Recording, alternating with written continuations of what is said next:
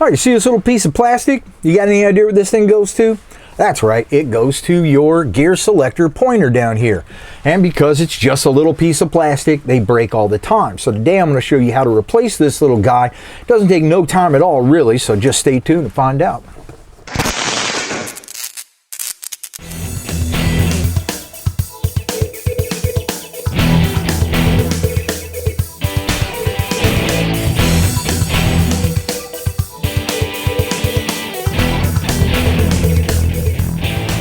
All right, so what we're going to need to do first is just take out the 2 screws on either side of this little marking housing right here. To get to this side here, I like to take my gear selector and move it down. But before you do that, make sure that you have your emergency brake on and have some chucks in the tires or whatever to make sure you ain't going anywhere. So with everything safe, I can go ahead and take out these 2 little screws.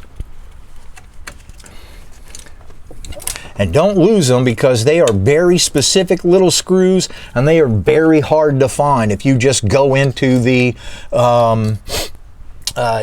shop and the regular screw shop and try to find one, it's kind of tough to find one exactly like that. So don't lose these little buggers.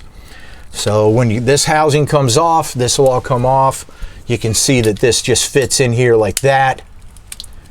And this has a light bulb in it right here.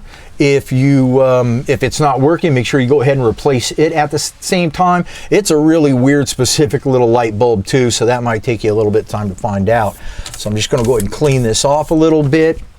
And then this little guy, it just slides right into this here. So it's no big deal. You can see that's how it's basically working right there. But the kicker is, see this right here? That little like notch there? Okay, so that little notch has to line up right in this. Okay, so that's going in there like that. Then we can put this in and it's going to hold on there. See that?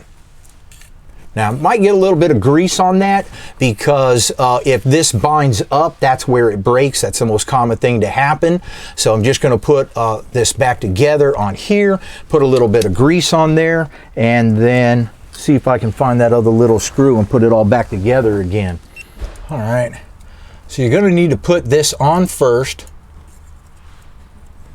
then install the park drive, etc. Now slide that down. You see how we're still attached here? So now we slide that down into there, making sure it doesn't come back apart. Get it in the right spot. Get your holes lined up.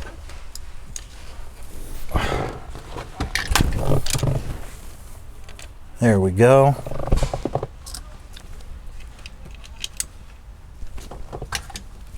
Get the screw in there.